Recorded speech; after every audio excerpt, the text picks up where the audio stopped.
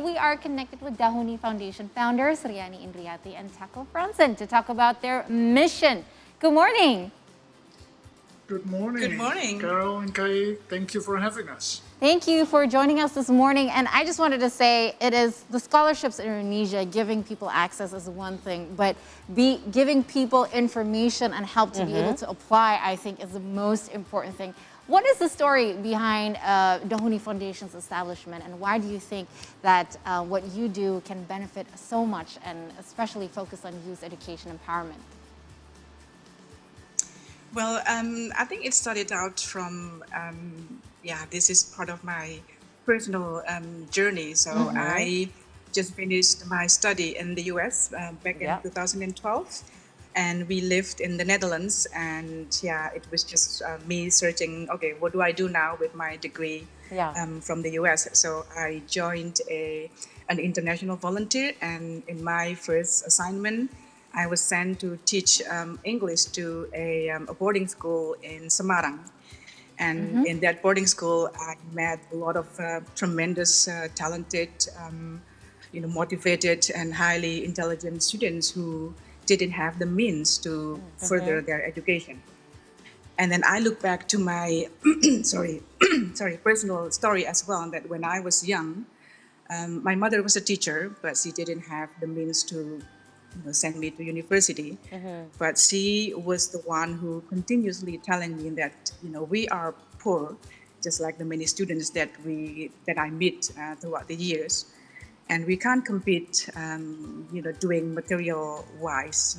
You cannot choose from which parent you are born. Yeah. And I still remember to this day that she said that the only way we can get out of poverty is by education. So that was kind of the background story. So I relate a lot to the students in there.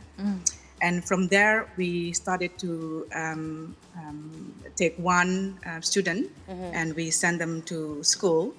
And he was this young boy who, his name is Pamungkas. And on weekends, he went to the market and collect trash to sell them so that he can feed himself. And so we sent them to university, and right now he's a renowned journalist in Semarang. And so we started from there. And then we also decided that there are some things in our culture that we feel like, oh, this cannot go any longer. So one of the things that I noticed is that in our culture, in the Javanese or Indonesian culture, we have this unwritten obligation that if you have a son or a daughter, and if they already working, then they have this unwritten obligation to help the family financially just by sending money every month to the family with no real purpose, but just fulfilling the obligation. So I thought to myself that, oh, maybe something kind of drastic need to change. And that's where we started to talk to the family, and we kind of took over that obligation and changed into sending our nieces and nephews to university. And right now, throughout the years now, all my nieces and nephews are being able to take care of themselves. And in doing so, they no longer become the burden to the family. And that's kind of pretty much how the kind of the cause that I thought was very personal becoming something.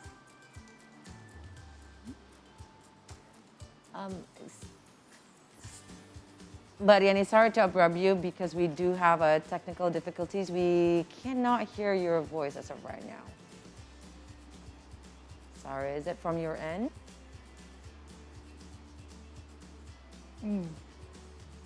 All right. So while we're going to check back again with Riyani and also Mr. Franssen, actually I do want to share with Riyani and also Mr. Franssen and also with you.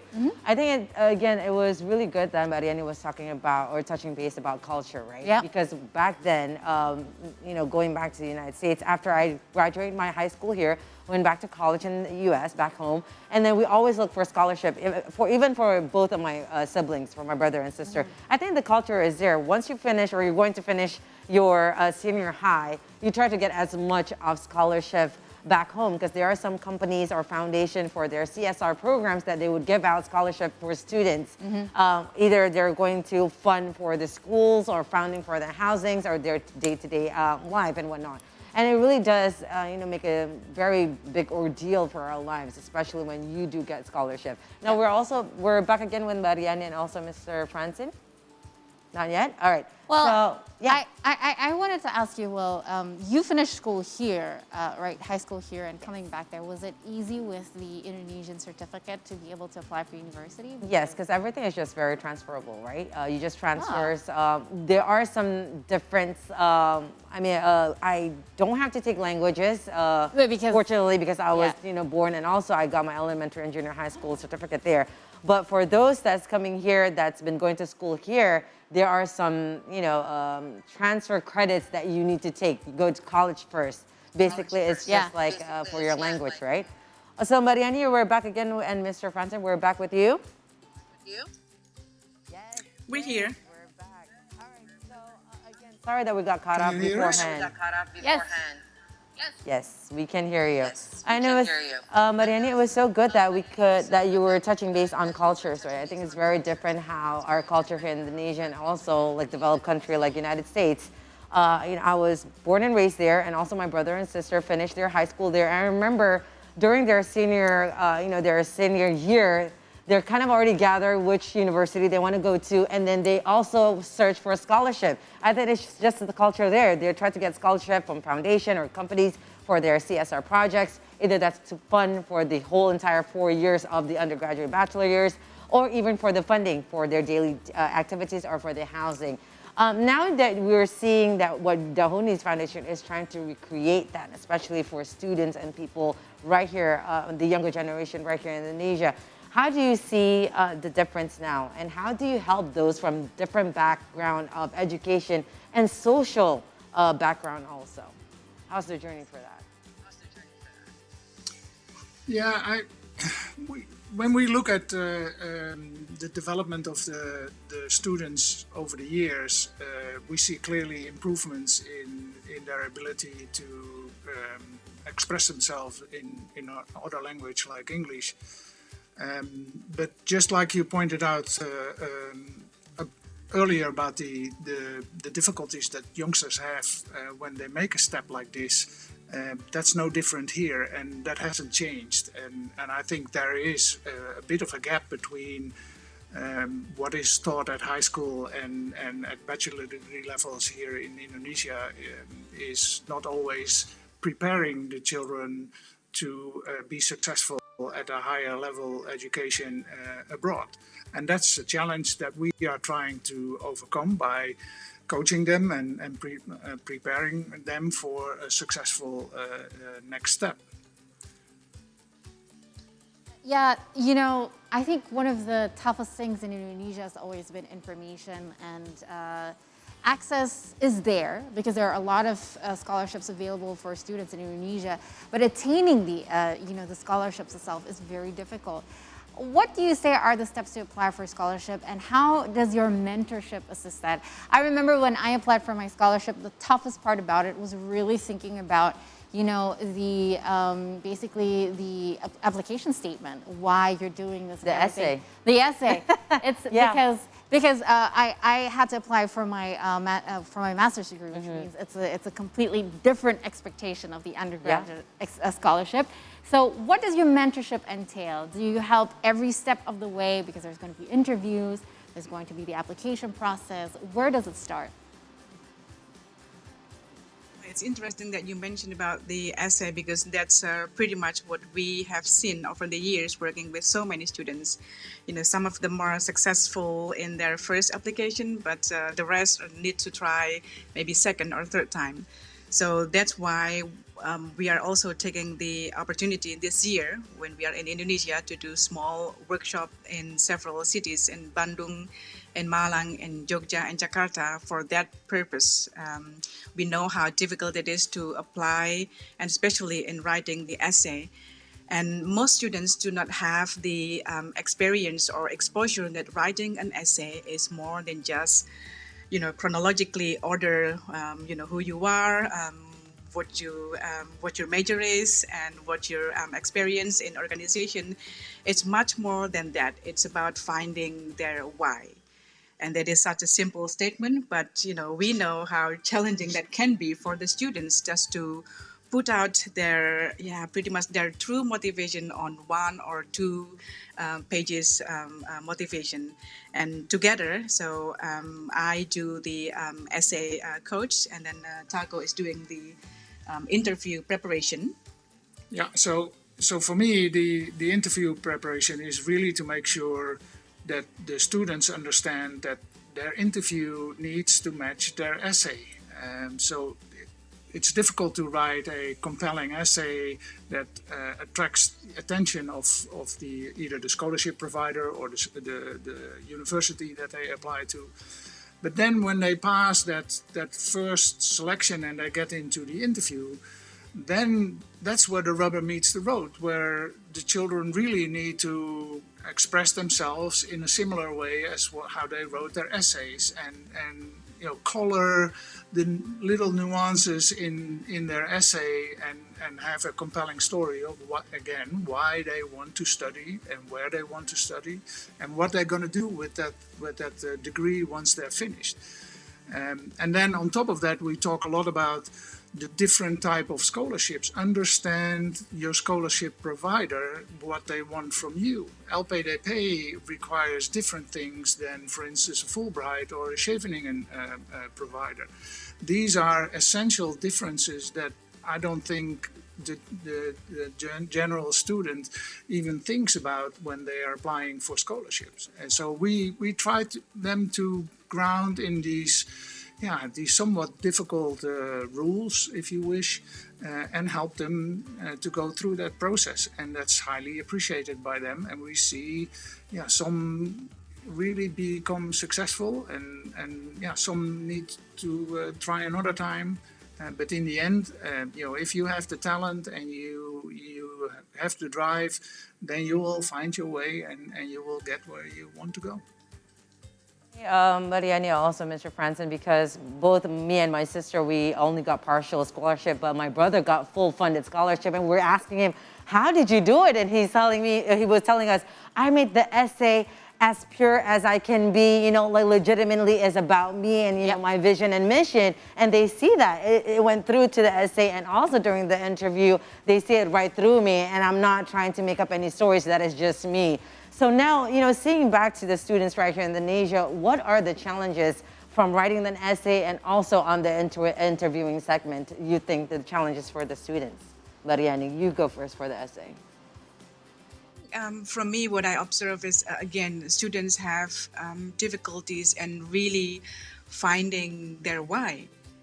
I mean, they in the beginning, we have to kind of shave off some of their tendency to express their motivation to study abroad is because they want to get the experience, because they want to study with students from different cultures. And we say it right off from the beginning, it's not good enough. You have to think about, writing an essay is a very personal journey. You cannot just copy and paste what someone has done. So it's really digging your story and pretty much bare your wound to let the world know why I want to do this. What do I see my degree being implemented in the society? So sometimes we need to coach them in figuring out and looking kind of 5-10 years ahead of why this degree matters to the society, that it's only about you, that the scholarship provider will want to know. So if we give you this grant, this scholarship, how will you implement it? How will this benefit Indonesia, for example? So that's from the writing the essay, I would say, just their difficulties of finding the true motives, the why they want to pursue their higher education. Yeah, and if I may add, then on top of that, the Indonesian culture also, and maybe in part also the education system, is not particularly strong in encouraging students to speak up and to motivate or formulate their thoughts. And so what one of the challenges that we see is to get students to speak up, frame their thoughts in a way that it is comprehensive, and they go through that process when they apply for scholarships. So when we go to high schools and do our English camp activities, we focus a lot on how do we encourage them to try to speak up and allow them to make mistakes, so they learn to feel comfortable with expressing themselves also in personal ways, and develop that why over time. Because once you're a bachelor student, you should have developed that, but oftentimes we need to start from scratch with them, and then we'll guide them through that process. No, but I have to agree, because what you mentioned was very true, is that culturally we here, or at least the educational system, does not encourage students to really think about their whys. They're never asked the question why. They go deer in the headlights. So those deer in the headlights eyes when they ask you why, because they do not know. One, it's culturally very difficult, or sometimes not acceptable, right? It's not common or not acceptable to express your opinions that way, because your opinions may or may not matter according to people. That's why kids shut themselves off to begin with, but also because they're never trained to question things, right? They're never trained to question things, and a lot of I have to agree, because that's the gap when you go to study abroad. When you write your essays and everything, it's a very different standard, if you may, of writing essays, not just simply stating the facts, but you also have to be able to, why you pick these and these. But speaking about that, you mentioned before, Taco, that there is a gap that you would love to breach with your foundation, right? When it comes to the educational system, preparing the students to be ready, whether they're doing the undergrads or later at postgrad. How do you think the Indonesian students can compete or improve at the international level? And if the education system is not necessarily, feeding it or giving the students what they need, how can the students by themselves, practice little things that could improve them to be more competitive? Yeah, before I answer the Indonesian situation, I want to point out that I don't believe that in other countries it's necessarily significantly better. Other countries also, you see education system gap between high school level and university level, and it's a huge step for youngsters to make, and the struggle that they have with the different expectations at the university level compared to what they are taught at the high school. Specifically in Indonesia, I would say, like I pointed out earlier, the cultural situation even enhances that difference. And what students can do is really, and not only students, I would say also teachers and headmasters, and create an environment where students are being encouraged to speak up and participate in education. Education, in my mind, should become an interactive activity. If I compare my 9-year-old son activity at school with what 16, 17-year-old students do here in Indonesia, then I see a gap in the personal development. It's not the knowledge. The knowledge is there. The curriculum is not such that the knowledge base is not laid for a successful career or a successful continuation of an academic journey. The challenge is how do you develop their personalities? How do you develop their skills, their communication skills, their interest in the curiosity, where it's okay to ask questions and maybe even challenge your teacher. And that's not something that you see a lot here.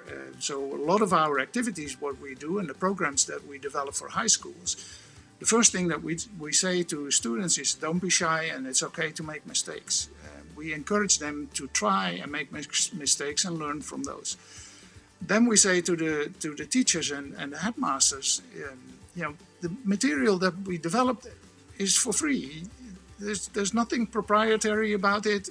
The activities that we do, and I give you an example. We have a report activity at our last event, which basically shows what we are doing right now here, and let high school students become a reporter, which means that they're asking questions, they need to formulate the answers, they need to compile the story together, and then they need to present the end result, just like what we do here. And it's amazing how much fun it is for them to do that, but you also see that this activity is not something that they're used to. So we like the high schools to take some of those activities and let them, in a playful way, develop their personal communication skills. And you know what? It is not a challenge. Like, we have to change the paradigm of this younger generation with the education system that is here right now. But it's not a challenge. It's not something that we cannot challenge ourselves. It's an obstacle that we can do it when we're doing it together. Now, Mbak Riyani and also Mr. Franssen, again, with Dahuni's foundation, you become the medium now, like becoming the bridge, especially for those students from different social backgrounds, social and also education background, for them to pursue their dreams for a higher education. Now, what are your hopes now for them? And also in general education right here in Indonesia, if there are some things that you could at least with Dahuni's foundation and with the education system in Indonesia, if you can synchronize together, I'm pretty sure we're going to have a brighter future for our younger generation. So what's your hopes for the future? Well, I think one of the things that we discussed, continuously is I wish that the education system in Indonesia can move away from rote learning, learning by memorizing. And for example, for English subject, it can be very traumatizing for the students just to memorize grammar, think about your tenses and look at the dictionary, but they do not know how to implement it. So that's just one example, because I think that I experienced it myself. So when I moved and studied in the US, I also experienced these difficulties on the different way of learning. I can no longer just memorize things. I have to speak up. I have to be able to express my feelings, my opinions, which I was not taught very well. And that was one of the things why I wanted to do this, because I want to give the opportunity to other students so that they don't have to go through what I went through. So for me, it's the rote learning that I would like to kind of hope that we can slowly move away from. Yeah, and for me, the hope is truly in, can we collectively work towards a way of education that is more engaging and more joyful for students, so they don't see learning as an obligation, as something that they are forced in, but they see it as something that is fun. To me, if we can collectively help our teachers to feel more comfortable stepping a little bit outside of the box and let them be more engaging with the students, then you will see significant results. We are a small foundation. We don't have the means to change a 300 million people population country like Indonesia. So we'll continue with what we are doing and learn along the way. But I do hope that many people in Indonesia gonna look to this as a start, as a fresh start of how can we help our youngsters to enjoy learning and let them blossom and make their dreams come true, because they all have these dreams. They're right. Wonderful, very talented kids that just want to have a bright future, like we all had at points and still have. And I think it's possible, and we will continue to do our best to make that happen. you. that you're giving that pathway, Mr. Taco Franssen, and also Mbak Riyani Indriyati. Again, you were saying that your Dahuni Foundation is a small foundation, but you made a ripple effect, and that ripple effect will turn into a domino effect, and every small step it takes will make a better and change the future. So thank you very much to Dahuni Foundation, Mbak Riyani, and also Mr. Taco Franssen. Thank you so much for being here with us. It was such a great pleasure and very enlightening. And of course, with having you both here, it really changed the stigma and the paradigm for the students, the younger generation, and also for us, the adults right here in Indonesia. Thank you so much for doing what you do. Thank you. We appreciate it. Thank you so much.